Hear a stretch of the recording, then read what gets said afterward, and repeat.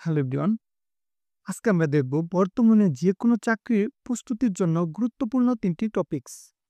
এই ৩টা টপিক সম্পর্কে আমাদের জানতে হবে। আমরা পরীক্ষায় বসার আগে এই ৩টা টপিক না জানলে আমাদের প্রস্তুতির ঘাটতি থেকে যাবে। এই ৩টা টপিকস হচ্ছে ডক্টর মোহাম্মদ ইউনূস, গ্রামীণ ব্যাংক এবং অন্তর্বর্তী সরকার। তো আজকের ভিডিওতে আমরা দেখব ডক্টর মোহাম্মদ ইউনূস সম্পর্কে। তো ভিডিওটি দেখতে থাকুন। যদি চ্যানেলটি সাবস্ক্রাইব না করেন, অবশ্যই চ্যানেলটি সাবস্ক্রাইব করে রাখবেন। দেখেন, ডক্টর মোহাম্মদ ইউনূস আ আমাদের এই যে অন্তর্বর্তীকালীন সরকার গঠনের পর এই ডক্টর মোহাম্মদ ইউনূস, তারপর গ্রামীণ ব্যাংক এগুলো থেকে প্রশ্ন হয়েই থাকে। তো দেখেন, ১ম এ আমরা জানবো জন্মস্থান। তো ডক্টর মোহাম্মদ ইউনূস ১৯৪০ সালের ২৮ জুন চট্টগ্রামের হাটহাজারী উপজেলার আতুয়া গ্রামে জন্মগ্রহণ করেন। অর্থাৎ এইখানে তার জন্মস্থান এবং কোন উপজেলায় এটা মনে রাখতে হবে। পরীক্ষায় আসে। বিভিন্ন পরীক্ষায় আসতেছে এরকম প্রশ্ন। তারপর শিক্ষা জীবন। শিক্ষা জীবন সম্পর্কে আমরা কি সবকিছু জানবো? না।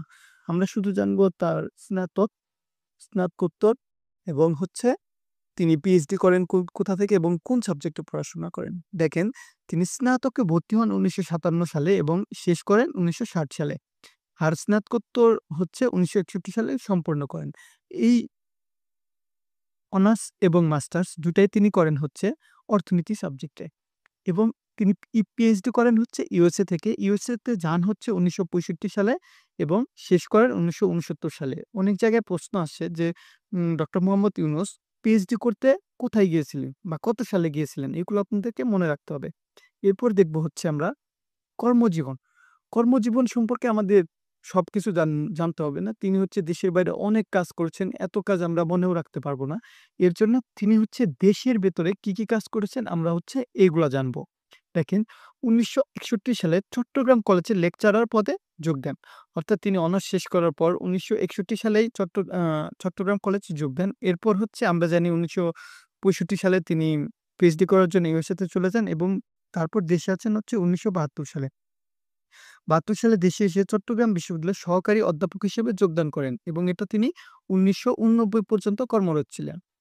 তারপরে দেখেন, তিনি ১৯৭৪ সালে তেবাগা খামার প্রতিষ্ঠা করেন। এই যে কিছুদিন আগে গ্রামীণ ব্যাংকের পরীক্ষায়ও তেবাগা খামার সম্পর্কে পরীক্ষা আসছিল। তো এটা সম্পর্কে আপনি ভালোভাবে জেনে নিবেন। তারপর হচ্ছে ১৯৭৬ সালে গ্রামীণ ব্যাংক প্রকল্প চালু করেন চট্টগ্রামের জোবরায়। কোন জায়গায় গ্রামীণ ব্যাংক প্রকল্পটা চালু হয় এটা জাইনা রাখবেন। তারপরে কথা হচ্ছে, এখানে কিন্তু গ্রামীণ ব্যাংক প্রকল্প আর হচ্ছে গ্রামীণ ব্যাংক ২ টা আলাদা জিনিস। যদি পরীক্ষায় আসে গ্রামীণ ব্যাংক প্রকল্প কত সালে চালু হয় তাহলে ১৯৭৬।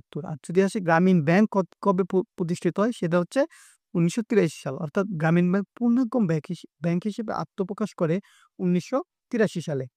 এরপর হচ্ছে গ্রামীণ ব্যাংকের এমডি পদে কর্মরত ছিলেন ২০১১ সাল পর্যন্ত। অর্থাৎ ডক্টর মোহাম্মদ ইউনূস হচ্ছে এমডি ছিলেন ২০১১ সাল পর্যন্ত। তারপর হচ্ছে ডক্টর মোহাম্মদ ইউনূস বিদেশে ২ টা বিশ্ববিদ্যালয়ের আচার্য ছিলেন। তিনি হচ্ছে স্কটল্যান্ডের গ্লাসগো বিশ্ববিদ্যালয়ের আচার্য ছিলেন ২০১২ সাল থেকে ২০১৮ সাল পর্যন্ত এবং আরেকটা হচ্ছে মালয়েশিয়ার আল বুখারি বিশ্ববিদ্যালয়ের আচার্য ছিলেন ২০২১ সালে।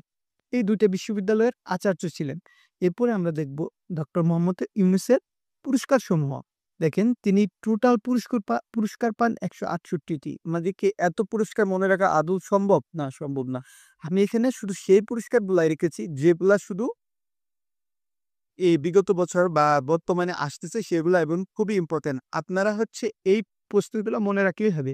দেখুন, ম্যাগসেসে পুরস্কার লাভ করেন ১৯৮৪ সালে। তারপর হচ্ছে বাংলাদেশের স্বাধীনতা পুরস্কার লাভ করেন ১৯৮৭ সালে, যেটা হচ্ছে বাংলাদেশের সর্বোচ্চ বেসামরিক পুরস্কার। তারপরে শান্তিতে নোবেল পুরস্কার পান ২০০৬ সালে। এটা হচ্ছে তিনি যৌথভাবে শান্তিতে নোবেল পুরস্কার পান গ্রামীণ ব্যাংকের সাথে। তারপর হচ্ছে যুক্তরাষ্ট্রের প্রেসিডেন্সিয়াল পুরস্কার লাভ করেন ২০০৯ সালে। এটা হচ্ছে যুক্তরাষ্ট্রের একটা বড় পুরস্কার। ঠিক আছে? অ্যা যেটা তিনি পান ২০০৯ সালে। তারপর হচ্ছে যুক্তরাষ্ট্রের কংগ্রেশনাল গোল্ড মেডেল ২০১০ সালে। এটা হচ্ছে যুক্তরাষ্ট্রের সর্বোচ্চ বেসামরিক পুরস্কার। অলিম্পিক লরেল পুরস্কার লাভ করেন ২০২০ সালে। এখানে এই কয়টা পুরস্কার মুখস্থ থাকতেই হবে। বাকি কিছু পুরস্কার আছে যেগুলো আপনারা চাইলে মুখস্থ রাখতে পারেন। ঠিক আছে? আপনারা আরো দেখবেন ২-১ টা যদি ওইখান থেকে ইম্পোর্টেন্ট মনে হয় তবে রাখবেন। তবে এইগুলা মুখস্থ রাখতেই হবে, না রাখলে হবে না। দেখেন, তিনি কিছু গ্রন্থ লিখেছেন। গ্রন্থগুলার মধ্যে হচ্ছে আত্মজীবনী, যেমন 'দারিদ্র্যহীন বিশ্বের অভিমুখে'। এটা হচ্ছে তার আত্মজীবনীমূলক গ্রন্থ। তারপর তিনি কিছু গ্রন্থ লিখেছেন যেগুলার মেক্সিমাম নামই হচ্ছে ইংরেজিতে। 3 farmers of Jobra, creating a world without poverty, a world of 3 zeros, building social business, আর হচ্ছে ব্যাংকার টু দ্য ফোর। এগুলো হচ্ছে তার হচ্ছে ইম্পর্টেন্ট হচ্ছে বই। তো বিভিন্ন পরীক্ষায় আসে যে নিচের কোনটি ডক্টর মোহাম্মদ ইউনূসের লেখা বা এই বইটা কার লেখা, তো এগুলো আপনাদের মুখস্থ করতে হবে। তারপর হচ্ছে তত্ত্বসমূহ, তিনি কিছু তত্ত্ব দিয়েছেন বা থিওরি দিয়েছেন, যেটা হচ্ছে 3 থিওরি। এটা খুবই ইম্পর্টেন্ট, আপনার বিভিন্ন পরীক্ষা আসতেছে। 3 থিওরি সম্পর্কে আপনাকে জানতেই হবে। 3 থিওরির 3টা টপিক, একটা হচ্ছে জিরো পভার্টি, জিরো আনএমপ্লয়মেন্ট, আর একটা হচ্ছে জিরো কার্বন ইমিশন। তারপর হচ্ছে আরেকটা থিওরি হচ্ছে সোশ্যাল বিজনেস থিওরি আর মাইক্রো ফিন্যান্স বা ক্ষুদ্র ঋণ, যেটার ভিত্তিতে তিনি হচ্ছে কি বলে গ্রামীণ ব্যাংক প্রতিষ্ঠা করেন। এরপর হচ্ছে ২০২৪ সালে প্যারিস অলিম্পিকের মূল বার্তা হিসেবে গ্রহণ করা হয় থিওরিজিয়াস থিওরিকে। এরপর হচ্ছে ২০১৬ সালে রিও ডি অলিম্পিকে অলিম্পিক মশাল বহন করেন, যেটা হচ্ছে বিরাট সম্মাননা। ঠিক আছে? এই তো হচ্ছে তার সম্পর্কে জানতে হবে। বাকি কিছু আপনারা জানতে পারেন। তবে এইটুকু খুবই ইম্পোর্টেন্ট। তো ভিডিওটি দেখার জন্য ধন্যবাদ। চ্যানেলটি সাবস্ক্রাইব না করলে অবশ্যই সাবস্ক্রাইব করবেন। ধন্যবাদ।